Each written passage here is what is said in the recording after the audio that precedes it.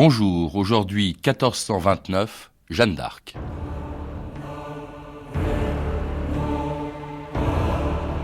Tu portes l'habit d'homme et les cheveux coupés. Ce n'est pas conforme à ta condition. C'est condamné par l'apôtre. Je ne sais rien de tout ça. J'ai pris l'habit qui convenait pour ce que je dois faire.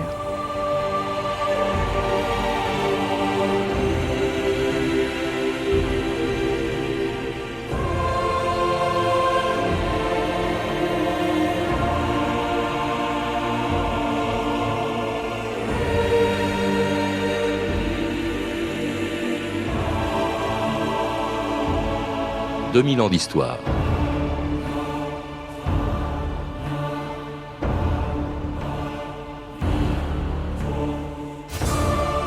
Le 13 février 1429, une paysanne de Domrémy quittait la Lorraine accompagnée de 6 hommes d'armes. C'était le début d'une épopée qui, en 2 ans à peine, allait faire d'une bergère de 17 ans un des personnages les plus fascinants de notre histoire. Une figure dont chaque Français, à un moment de sa vie, a forcément entendu parler, même s'il ne se souvient pas toujours des étapes qui ont conduit Jeanne d'Arc de Domrémy à Rouen, où elle fut brûlée vive le 30 mai 1431, abandonnée de tous, y compris du roi de France qui lui devait pourtant sa couronne. Charles VII, qui 2 ans plus tôt était encore un roi sans pouvoir, dans un royaume occupé par les Anglais. Jamais sans doute en cette fin de guerre de 100 ans, la France n'était descendue plus bas.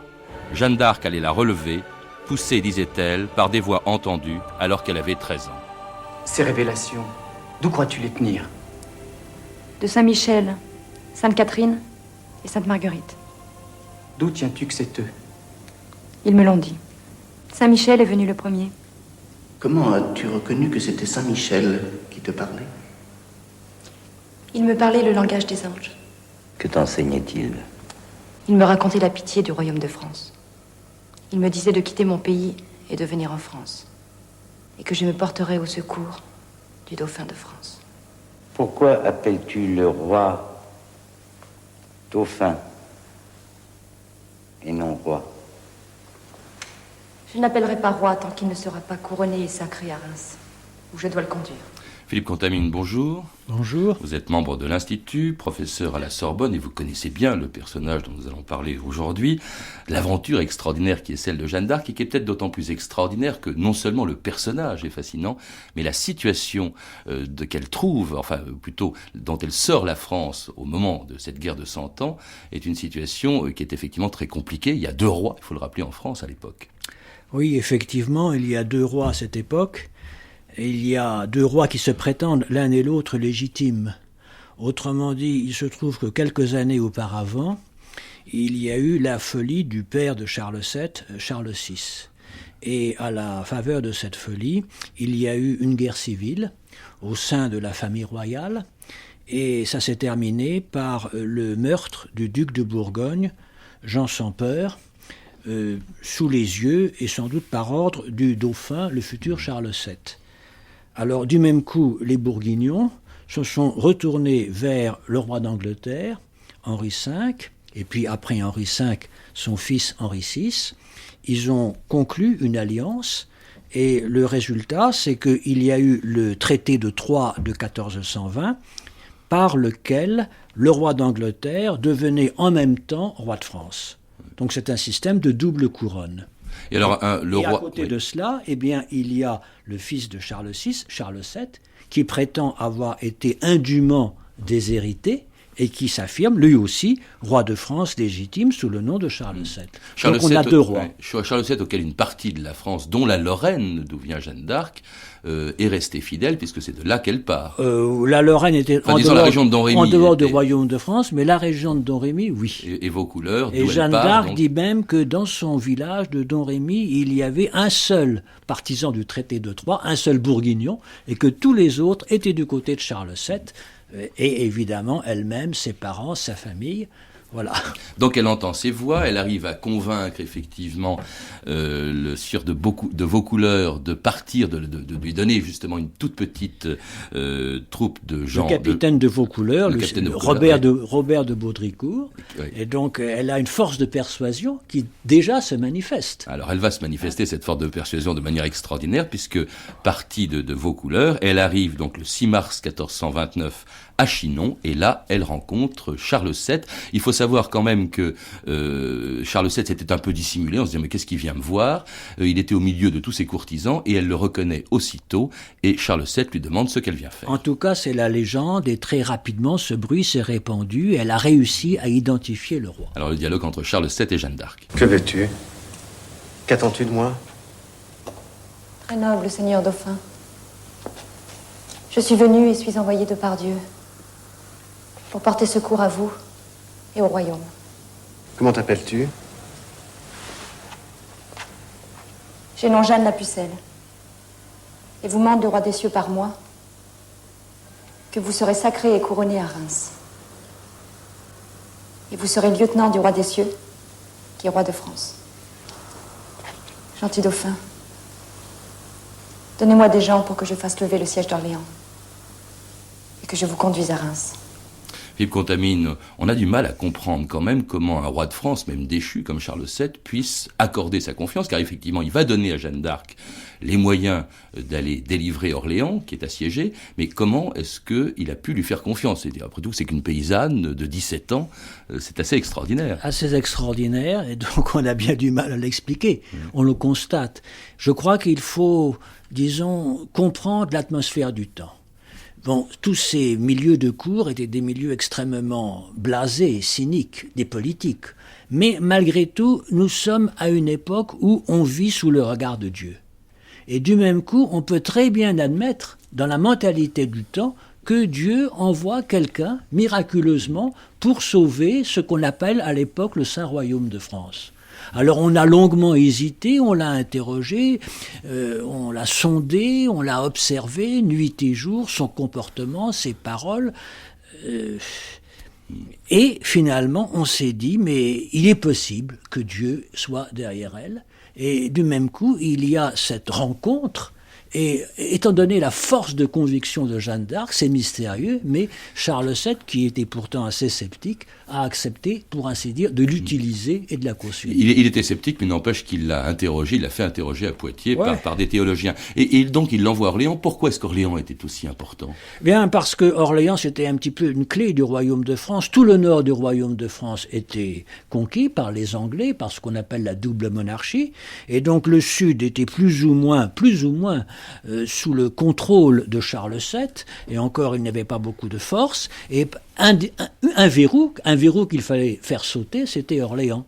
Parce que si Orléans sautait, eh bien à ce moment-là, les Anglais pouvaient aisément franchir la Loire, et Charles VII n'avait plus qu'à se réfugier en dehors du royaume. En tout cas, elle entre à Orléans quelques jours avant de délivrer la ville, et c'est à ce moment-là que commence une légende, la légende entretenue par tous ceux qui ont rencontré Jeanne d'Arc, la revue de texte Stéphanie Duncan.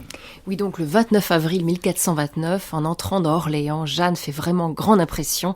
Écoutez ce récit d'un Orléanais, Jeanne d'Arc apparaît là déjà comme un personnage surnaturel, seul capable de délivrer la ville des Anglais. Elle entra dans Orléans, armée de toutes pièces, montée sur un cheval blanc. Elle faisait porter devant elle son étendard, qui était pareillement blanc, sur lequel il y avait 2 anges, tenant chacun une fleur de lys en leurs mains. Vinrent la recevoir les gens de guerre, les bourgeois et les bourgeoises d'Orléans, portant grand nombre de torches et faisant telle joie, comme s'ils avaient vu Dieu descendre parmi eux. Ils se sentaient tous réconfortés et comme désassiégés par la vertu divine qu'on leur disait être en cette simple pucelle. Il y avait merveilleuse foule et presse à la toucher ou au cheval sur lequel elle était. D'autres textes nous montrent son courage au combat et le charisme qu'elle exerce déjà sur ses troupes. Jean d'Alençon, par exemple, est un de ses compagnons d'armes. Comme il lui semblait qu'il était prématuré de monter aussi rapidement à l'assaut, Jeanne lui dit « Ne doutez pas, c'est l'heure qui plaît à Dieu ». Et à un autre moment de découragement, elle lui dit « Ah, gentil duc, as-tu peur? Ne sais-tu pas que j'ai promis à ta femme de te ramener sain et sauf ?» Et Jean d'Alençon admirait fort les paroles de Jeanne, prises comme des prédictions. Alors ce même homme nous l'a décrit, montant elle-même à l'assaut. Jeanne était sur une échelle, tenant son étendard à la main, qui reçut un coup. Elle-même fut atteinte à la tête d'une pierre qui abîma sa chapeline, et elle fut jetée à terre.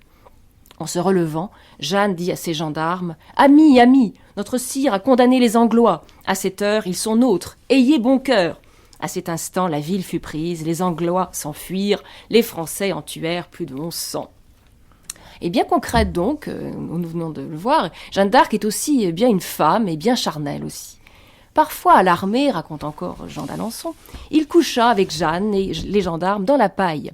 Il vit quelquefois Jeanne qui se préparait et quelquefois il voyait ses seins qui étaient beaux. Pourtant, il n'eut jamais d'elle concupiscence charnelle. Perceval de Boulainvilliers, un autre compagnon d'armes, nous parle de Jeanne lui aussi. Cette pucelle est d'une élégance convenable. Elle a l'attitude d'un homme, elle parle peu et montre dans ses dires et faits une merveilleuse prudence. Elle a la voix gracieuse d'une femme, mange peu, prend peu de vin. Ce qu'elle n'aime pas, ce sont les réunions nombreuses et les conversations. Elle pleure facilement, mais montre un visage joyeux quand elle porte l'armure. Elle peut rester 6 jours et 6 nuits complètement armée. La poétesse Christine de Pisan, retirée dans un couvent depuis 11 ans, reprend courage devant les exploits de Jeanne et lui consacre même un long poème dont je vous dis un extrait. « L'an 1429 reprit à luire le soleil, dit-elle. Il n'est homme qui le pût croire, que Dieu, par une vierge tendre, ait dès lors voulu, sur France, si grande grâce étendre. Voici femme, simple bergère, plus preux qu'aux hommes fut à Rome, jamais parlé d'aussi grande merveille. » Philippe Contamine a des textes qui inspirent pas mal de réactions, peut-être que vous en avez. Moi, ce qui me frappe, c'est que on a le sentiment que c'est moins, finalement, les vertus guerrières de Jeanne d'Arc qui sont célébrées, car il faut rappeler que je crois qu'elle n'a jamais tué personne. Son arme, c'était un étendard, essentiellement. Elle l'a dit, il faut la croire. Ouais, et que le moral, au fond, qu'elle donne aux Français, c'est ça, au fond, la principale vertu de Jeanne d'Arc. Tout à fait. Je pense qu'elle avait un courage extraordinaire, une détermination sans faille, mais ce qui me frappe dans ses textes, dans l'un de ses textes en particulier, c'est celui de Jean d'Alençon, qui admirait fort les paroles de Jeanne prises comme des prédictions. Il faut bien comprendre qu'elle a été comprise comme une prophétesse, qui annonçait l'avenir, qui du reste avait été plus ou moins annoncé par des prophéties réinterprétées, et qui annonçait l'avenir et qui disait ces prophéties, je vais moi-même les réaliser. Alors évidemment, il y a toute cette dimension religieuse qui est extraordinaire et qui fait comprendre la popularité de Jeanne auprès de toutes gens, les simples gens naturellement, qui ont vu en elle Dieu descendu parmi eux, pour les délivrer de la guerre, pour les délivrer du mal. L'angélique, on l'appelait ainsi. Et puis le culot aussi, c'est ça qui est assez fascinant. Elle est donc à Orléans, qu'elle va bientôt délivrer, le 8 mai, et puis elle lance aux Anglais des sommations. Alors ça les fait bien rigoler, les Anglais, mais cette petite paysanne en armure qui leur dit « Vous, Anglais, qui n'avez aucun droit sur ce royaume de France, le roi des cieux vous ordonne et mande par moi, Jeanne la Pucelle, que vous quittiez vos forteresses et retourniez dans votre pays. Voilà ce que je vous écris pour la 3e fois. Et je n'écrirai pas davantage, signé Jeanne la Pucelle. » Bon, les Anglais ne prennent pas ça très au sérieux, n'empêche qu'ils quitteront Orléans. C'est extraordinaire, même vis-à-vis du roi, parce qu'on a l'impression que c'est sa guerre. Elle défie les Anglais. Après tout, la guerre de 100 ans, ça a duré depuis des années, et elle lance le défi elle-même. La guerre, elle est chef de guerre. Elle se présente comme chef de guerre, et finalement, parce que la guerre, c'est la guerre de Dieu. Donc Orléans, en tout cas, est libéré le 8 mai 1429, mais la mission de Jeanne n'est pas achevée. Il faut qu'elle fasse sacrer Charles VII à Reims. Pourquoi est-ce que c'était aussi important ? C'était très important parce que c'était la dimension surnaturelle de la royauté française. Un roi, pour le peuple, je ne dirais pas constitutionnellement, mais pour le peuple, était roi lorsqu'il avait été sacré et couronné, et c'est ce qui s'est passé le 17 juillet 1429, grâce à Jeanne d'Arc.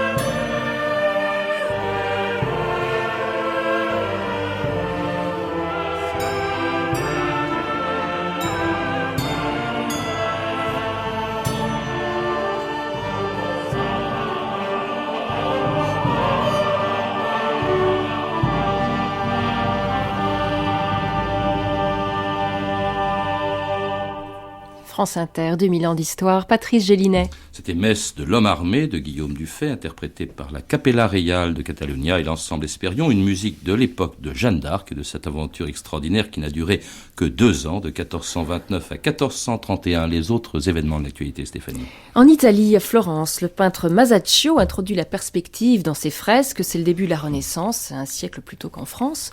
Au Portugal, l'infant Henri, dit Henri le navigateur, passionné de géographie et d'astronomie, lance de grandes explorations vers l'Afrique. Au Mexique, depuis 1428, Itzcoatl est roi des Aztèques. C'est alors la plus grande puissance d'Amérique centrale. En 1430, Philippe le Bon, duc de Bourgogne, institue l'ordre de la Toison d'Or. En 1431, en Bohême, l'empereur germanique Sigismond doit faire face à l'insurrection hussite, c'est-à-dire les adeptes de l'hérésie de Jean Hus. Et c'est de 1430-1431, on ne sait pas exactement, que l'on date la naissance du poète François Villon. Et puis le 17 juillet 1429, je reviens un peu en arrière, donc 4 mois à peine après Chinon, vous le disiez, Philippe Contamine, Charles VII était donc couronné et sacré à Reims en présence de Jeanne d'Arc. Vivat Rex in aeternum.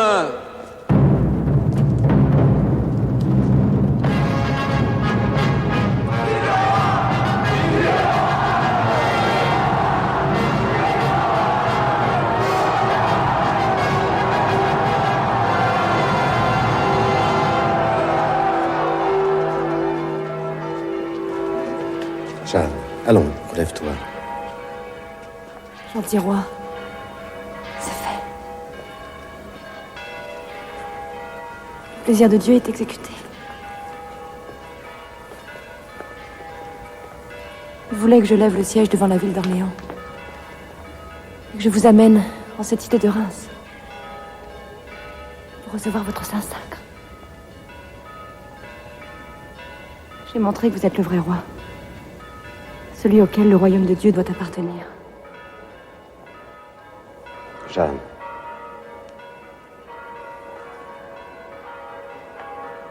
Relève-toi, je t'en prie. Alors Philippe Contamine, ce qui est assez affreux, c'est que juste après ce sacre, alors là, commence une autre période assez triste, une période de solitude en fait, immense dans laquelle elle se trouve, puisque même le roi va l'abandonner. Oui, pas tout de suite. C'est-à-dire qu'au fond, elle aurait pu rentrer à Domrémy. Elle avait fait l'essentiel de sa mission. Et par la suite, il y a eu toute une historiographie selon laquelle Jeanne d'Arc a outrepassé sa mission et que c'est pour ça qu'elle a été, disons, punie par Dieu. Oui. Bon, en fait, Jeanne d'Arc avait dû prophétiser d'autres choses, prophétiser d'autres choses, et en particulier, premièrement, la reprise de Paris, deuxièmement, la libération du duc d'Orléans, qui se trouvait en Angleterre depuis un certain temps. Et puis, donc, il est probable qu'autour de Jeanne d'Arc, les conseillers de Charles VII souhaitaient s'arrêter là, regagner la Loire. Jeanne d'Arc a voulu aller sur Paris. Il y a eu l'échec sous Paris qui a été absolument décisif. Puisque c'est à partir de ce moment-là que Jeanne d'Arc a connu ce drame de la solitude. Ouais. Elle est capturée donc par les Bourguignons, devant Compiègne en mai 1430. Les Bourguignons la livrent aux Anglais qui veulent absolument donc faire ce fameux procès. Pourquoi fallait-il faire le procès de Jeanne d'Arc au lieu de la garder captive? Oui, tout à fait. C'est un gros problème. Eh bien, parce qu'il s'agissait de disqualifier Jeanne d'Arc non point pour des raisons politiques, mais pour des raisons religieuses. Et donc c'est un procès d'église, c'est un procès qui a toutes les apparences d'un procès religieux. Alors, il y a eu toutes sortes de griefs qui lui ont été adressés, sorcières, etc. Bon, l'abidum, que sais-je, mais je crois que le grief essentiel, qui a été choisi, repéré par l'évêque Cauchon, qui était loin d'être un imbécile, c'est, elle a des voix. Oui. Voilà, elle a des voix, mais qui garantit que ces voix sont des voix de Dieu?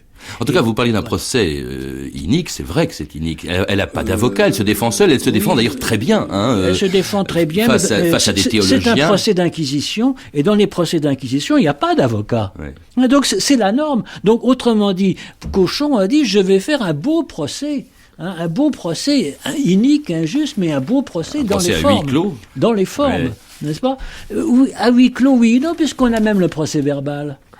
Voyez-vous. Donc, Cauchon a réussi, si vous voulez, à à la condamner sur quelque chose qui, pour les théologiens de l'époque, était important, à savoir, c'est l'Église visible, les évêques, Louis Cauchon, qui est seul juge de la véracité de ces voix. En tout cas, et ça, Jeanne d'Arc refuse. Il déclare, non, les voix, je les tiens du ciel et vous n'avez rien à y voir, je le sais de ma conviction la plus intime, j'ai reconnu Saint-Michel, j'ai reconnu Sainte-Catherine et Sainte-Marguerite, et Cauchon dit, non, tu es hérétique puisque tu ne reconnais pas l'autorité de l'Église. Donc il y a un problème d'autorité de l'Église qui se pose. Elle a été condamnée là-dessus. Elle évite tous les pièges aussi, elle répond même parfois avec humour.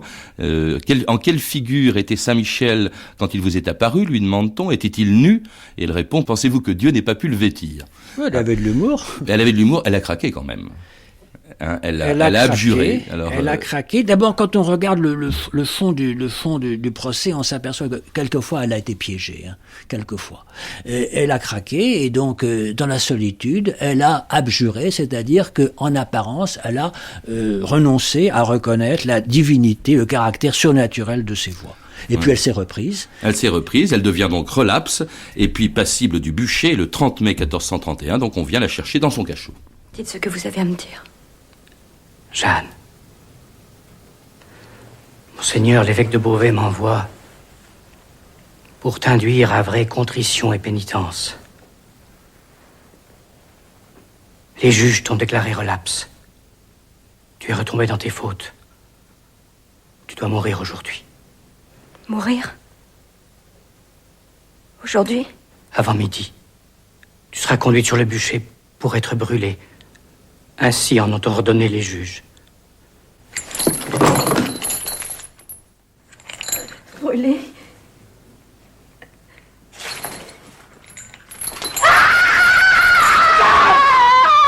Allons, Jeanne!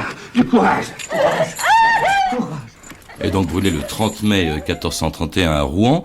Et finalement, ce roi de France n'a rien fait pour la sauver, et pourtant, il va la réhabiliter 18 ans plus tard, je crois. Oui, enfin, 1455-56, parce qu'il ne veut pas reconnaître qu'il doit la couronne à quelqu'un qui est hérétique, qui a été condamné par l'Église. Et puis alors, son excuse, j'essaie d'excuser Charles VII, c'est qu'il n'avait pas les actes du procès. Et c'est simplement en 1450, lorsque la Normandie a été reprise par lui-même, qu'il a eu le procès verbal et qu'il s'est aperçu que Jeanne d'Arc ne l'avait pas, lui, abandonné. Elle n'a jamais abandonné son roi. Et donc, il a compris qu'il fallait faire quelque chose, d'où le procès de réhabilitation, procès en nullité de la condamnation. Je pense même qu'à l'époque, il y a eu un fort courant qui n'a pas abouti, pour la canoniser, pour en faire une sainte. Mais il faudra attendre 5 siècles, c'est en 1920 seulement qu'elle est devenue sainte. Voilà, et donc Charles VII ne voulait pas, simplement il voulait la réhabiliter, le pape ne voulait pas en faire une sainte, on le comprend aisément, et la canonisation n'intervient qu'en 1920. À une époque d'ailleurs où tout le monde se réclame de Jeanne d'Arc, ou presque. À qui appartient Jeanne d'Arc au fond? Parce que c'est un mythe aujourd'hui effectivement dont tout le monde se réclame. Premièrement, j'estime que ce n'est pas un mythe, c'est une histoire. C'est une histoire étrange, mais vraie, vraie quand même. Deuxièmement, moi je considère que Jeanne d'Arc appartient, n'ayons pas peur des mots, au patrimoine de l'humanité. Parce que vous savez, Jeanne d'Arc, j'ai été directeur de Sainte Jeanne d'Arc à Orléans pendant des années, elle parle à tout le monde, et pas simplement aux Français. La littérature sur elle est une littérature universelle, des Russes, des Japonais, des Américains, voyez-vous. Donc je crois que c'est une très belle histoire qui peut paraître étrange, qui est lointaine, très émouvante, etc. Parce que Jeanne d'Arc est une fille, parce que Jeanne d'Arc est jeune, parce que Jeanne d'Arc est fille du peuple, tout y est. Mais je crois que cette histoire est attachante, et si attachante que finalement les plus grands auteurs ont écrit sur elle de façon émouvante, Péguy, Claudel, Schiller et plusieurs autres. En tout cas, merci Philippe Contamine de nous avoir également parlé de Jeanne d'Arc, que l'on retrouve également dans un de vos livres, de Jeanne d'Arc aux guerres d'Italie, publié chez Paradigme. Vous êtes également l'auteur de La guerre au Moyen-Âge, publié aux éditions Presse universitaire de France. À lire également l'incontournable Jeanne la Pucelle de Régine Pernoud, publié dans la collection Découverte Gallimard, et puis Jeanne d'Arc de Don Rémy à Orléans et du bûcher à la légende de Roger Caratini, publié aux éditions de l'Archipel. Vous avez pu entendre des extraits du film Jeanne la Pucelle, Pucelle, réalisé par Jacques Rivette avec Sandrine Bonner et distribué chez Citel Vidéo. Vous pouvez, vous le savez, retrouver la bibliographie de l'émission en contactant le service des relations avec les auditeurs 08 36 68 10 33 2 francs 21 la minute. C'était 2000 ans d'histoire, à la technique Olivier Riotor et Étienne Misca, documentation Rebecca de Nantes et Christine Abularcan, revue de texte Stéphanie Duncan, une réalisation de Anne Kobilac. Une émission de Patrice Gélinet.